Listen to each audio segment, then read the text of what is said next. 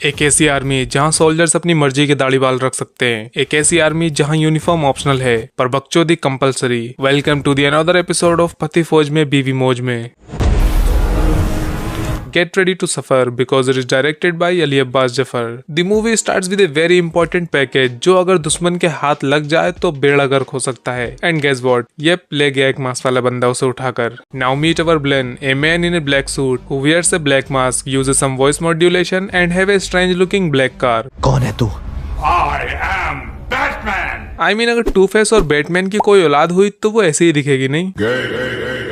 Anyway अब इनके most typical army names वाले सीनियर्स शेरगिल और आजाद उन दो सोल्जर्स को बुलाएंगे जिनका पोस्टमार्टम में मतलब कोर्ट मार्शल हो चुका है। So let's go 8 years back to meet छोटे एंड बड़े। After playing Munna, Guddu, Bablu, Tiger is back with another legendary name Rakesh. दूसरी तरफ है फिरोज जिसकी नजर से कुछ नहीं बच सकता क्योंकि उसकी आंखें टेलीप्रॉम्प्टर से भी तेज चलती हैं। ये दोनों हर मिशन पर साथ ही जाते हैं क्योंकि साथ जीने मरने की कसमें खा रखी है इन्होंने। Yes, they are in love.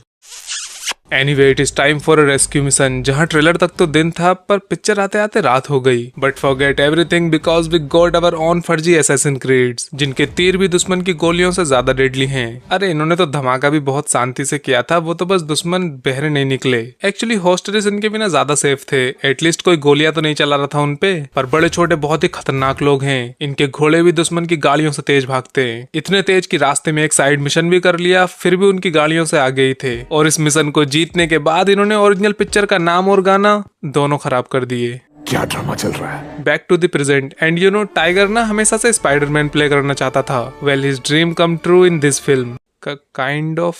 चलो कम से कम ही saved a pussy and now we can say कि स्पाइडरमैन और टाइगर में बस एक पुसी का फर्क है। सॉरी बहुत घटिया था। खैर अब चिल्लर राकेश को बुलाने पहुंची। पर एक मिनट, क्या तुम सिंगल और बेरोजगार हो? अगर हाँ तो इस नंबर पर कॉल करके जॉब ले लो और फिर तुम बस सिंगल रह जाओगे हमेशा के लिए। एनीवे राकेश तो चिल्लर को देखते ही मान गया पर बड़े मियां नहीं क्योंकि उसके पास नोटों की कोई कमी नहीं। जिसके बाद पूरे मिशन की जिम्मेदारी राकेश अपने लचीले कंधों पर लेकर यूके पहुंचा जहां पहुंचते ही उसने कजारिया टाइल्स के 2 ऐड कर दिए एंड यूके में लिख रखा है इंडियाज नंबर 1 टाइल्स। इस बात से यूके वालों पर घंटा फर्क नहीं पड़ेगा। बट दैट्स नॉट इनफ, अब मिस वर्ल्ड को लिया है तो मेकअप के भी 1-2 एड्स तो बनते हैं। So here it is my glam. Oh हाँ, माई ग्लैम से याद आया, एक और लड़की भी ले ली इन्होंने टीम में। वो ऐसी फिल्मों में होते नहीं है ताले तोड़ने वाले। हाँ वही है ये छोटी बच्ची। Then Rakesh starts his mission with Pam जहां इन्हें अपनी जान पे खेलकर गवर्नमेंट ऑफिशियल्स को पीट कर चलती ट्रेन के आगे भागकर राकेश को पैम के लिए वो दरवाजा खोलना है जहां से वो खुद भी बिना ये सब बकचोदी के अंदर आ सकता था।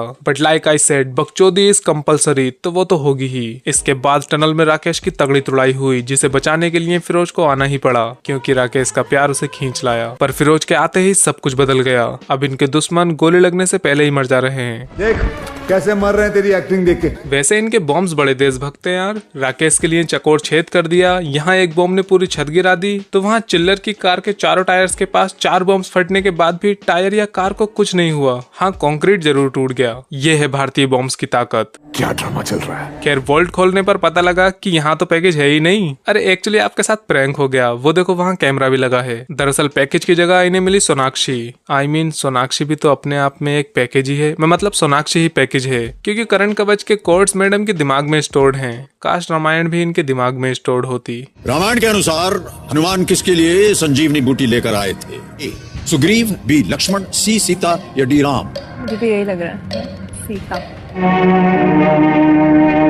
बाय द वे सोनाक्षी के बंगलों का नाम रामायण है या लिटरली आउटस्टैंडिंग। लेकिन करण कवच है क्या? क्या आयरन डोम ही करण कवच है? क्या मीशा ही मिस वर्ल्ड है? क्या प्रिया ही पैकेज है? क्या राकेश ही रंडवा है? क्या फिरोज ही टेलीप्रॉम्प्टर है? क्या राइटर ही चूतिया है? हाँ मतलब वो तो है क्योंकि विलेन ऊपर से आकर फिर से पैकेज को उठा ले गए। तो फिर ये लोग भी डायरेक्ट टनल के ऊपर से क्यों नहीं आए? लोकेशन तो इनके पास भी थी पर इन्हें तो बकचोदी करनी थी ना। Like I said, logic is optional but फिर किसी दिन बताऊंगा।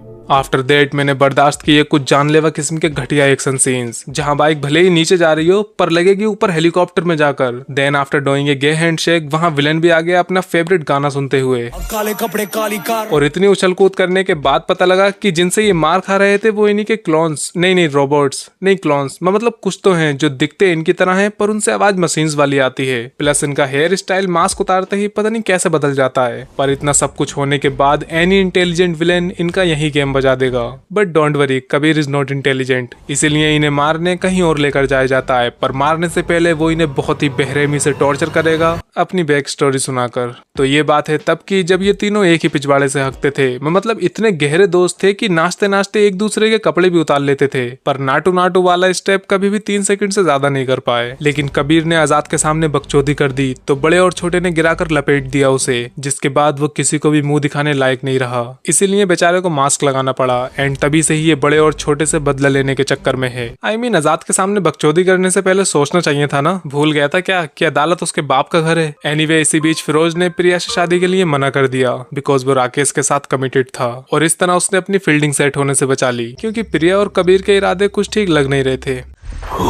Now back to the present, जहां कबीर ने आजाद का भी क्लोन बनाकर उसकी खोपड़ी में गोली उतार दी। And that means Azad is not so Azad anymore. Azad के तो एकदम गोली मार दी, लेकिन बड़े छोटे के नहीं मारेगा, क्योंकि वो दोनों एमसी है ना। एमसी मतलब मेन कैरेक्टर, तुम क्या समझे। वैसे जो तुम समझ रहे हो वो वाले एमसी भी हैं ये दोनों। खैर, कबीर इनकी झुपड़िया में आग लगाकर चला गया, लेकिन फिरोज ने अपने टेलीप्रॉम्प्टर से भी तेज दिमाग लगाकर जलती हुई लकड़ियां अपने ही ऊपर गिरा ली। पर इन्हें एक खरोंच तक नहीं आई, क्योंकि इन्हें बचा लिया इनके प्यार की ताकत ने। I hope they get married soon. फिर इन्होंने उन सोल्जर्स को मारा जो बुरी राइटिंग की वजह से पहले ही मर चुके थे। जिसके बाद ये यूके से इंडिया तो आ गए, लेकिन इन्हें शर्म बिल्कुल नहीं आई, क्योंकि कबीर भी इंडिया आ चुका है। जिसका मतलब है कि अगर आप दीवार में सर पटक लोगे तब भी you can never find out कि ये लोग यूके क्यों गए थे। ये राज भी इनके साथ इंडिया चला गया। लेकिन बड़े छोटे ने इंग्लिश में हिंदुस्तान की रक्षा की शपथ ली है। सो get ready for a battle with world class CGI and totally original action scenes. I mean, 350 crore जैसे छोटे से बजट में क्या ही एक्सपेक्ट करें, क्योंकि आदिपुरुष जैसे कमाल के VFX चाहिए तब तो 700 करोड़ लगेंगे ना। Sorry. Now it is time to give some competition to भाईजान।